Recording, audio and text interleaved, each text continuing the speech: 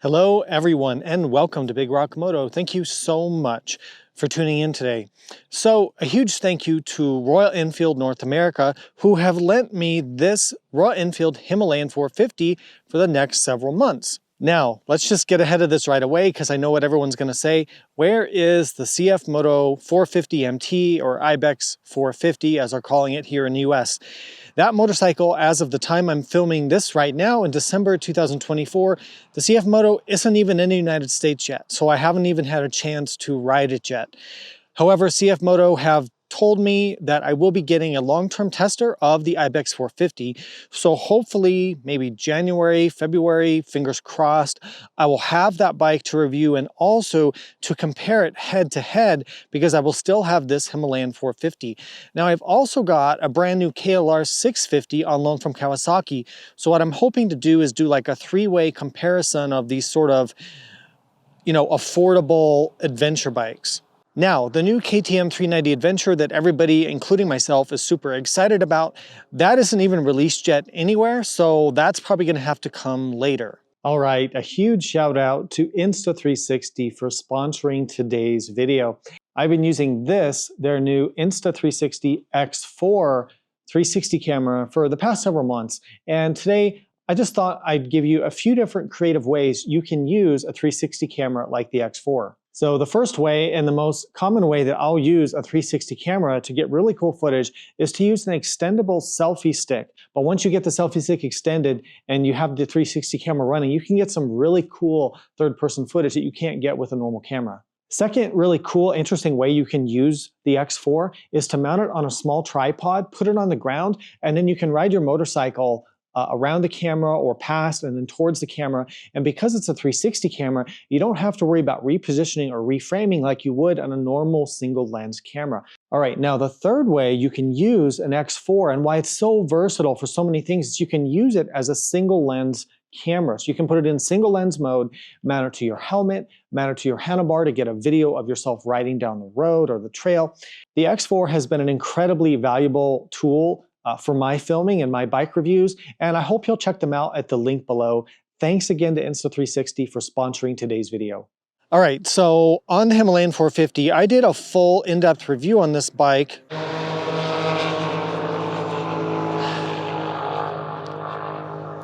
All right, so on the Himalayan 450, I have a full in-depth review on this bike, and I'll link that somewhere here above or down below, and you should go check that out. So I picked up this bike a few weeks ago, and I'm a little bit short on time finishing up some other projects, but what I did do, I've done a few things to sort of get this bike ready for some off-road adventures, some off-road expeditions.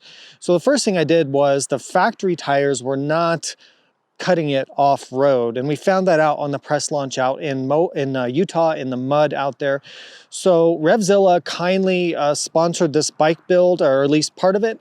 So Revzilla sent out some Shinko 804 and 805 knobby tires. I really like the Shinko tires. They're very affordably priced. They perform well.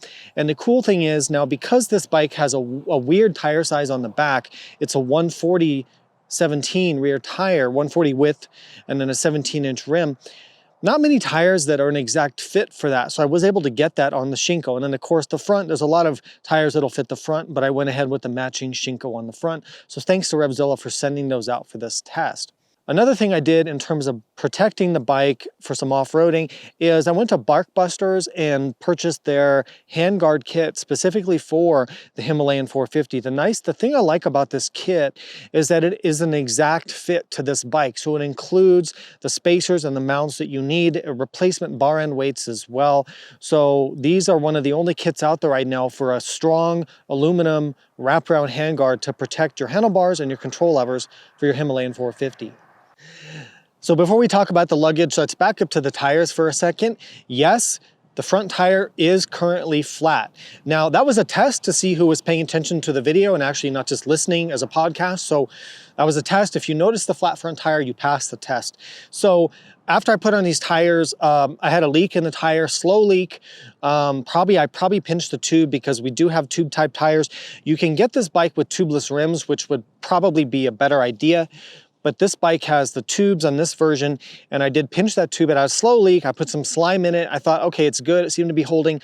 Went out for a ride on the bike, and it went about halfway through my ride, it just went completely flat. So I had to ride home.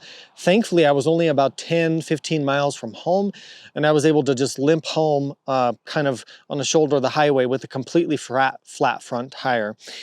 So that's the story about that. So after this video, my job is to go ahead and get that fixed, put a new tube in it. So that's wonderful because I'm gonna have to take the whole front wheel off the bike again and do all that with the tube, so yay. So for luggage, I don't have any pannier racks. I actually reached out to Royal Enfield if they could send me some accessories, but I didn't hear anything back. So I don't have any pannier racks or accessories for this bike.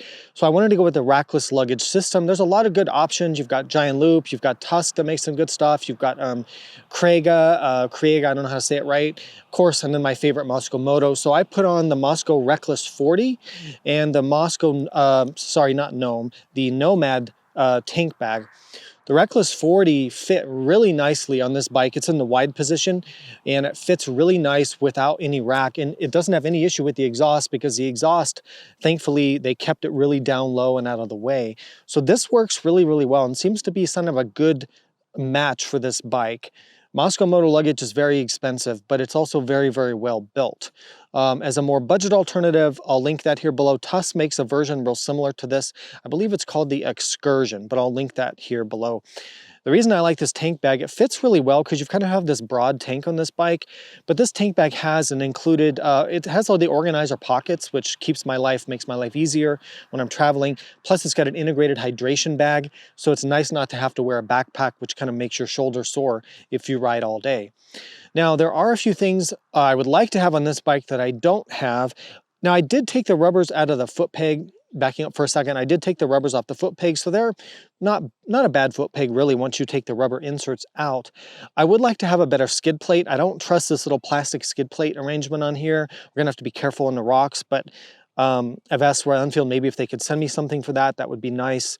Beyond that, really it's just a skid plate. Oh, and I would like to have a larger windshield. This is it doesn't really create buffeting, but it's just a lot of wind, and it's winter right now, even though it's a sunny day today. It's been pretty cold. So I'd like to have a larger windshield. So we'll see if I have time to get one. So of course I rode this bike at the press launch. I guess it was just one day of riding, but it was like a long day. And I've ridden this bike, of course, now here in California where I live because I've had it a little while. My initial impressions, I shouldn't say initial, but my second impressions after now having it here at home, it's everything that I felt during the initial review. What I notice about it is it feels light, it feels low to the ground, easy and gentle to ride. The power delivery is smooth and linear. It has just enough power to be a little bit entertaining and get down the highway at a decent speed. The suspension is impressive for a bike at this price point. The handling's pretty good. I mean, it's a good motorcycle to ride.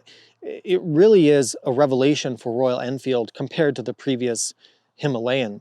I'm also testing a KLR 650 right now, the newest generation KLR, and I really gotta say, like, I really prefer this bike. The suspension is so much better on the Royal Enfield than the KLR. It has a lower seat height. It's not only is it lighter on paper by like 40 pounds or like 15 or 20 kilograms, but in reality, it feels even more than that. Like, this feels way lighter and smaller and easier to handle than a KLR 650. And I just have more fun riding this bike, to be honest with you.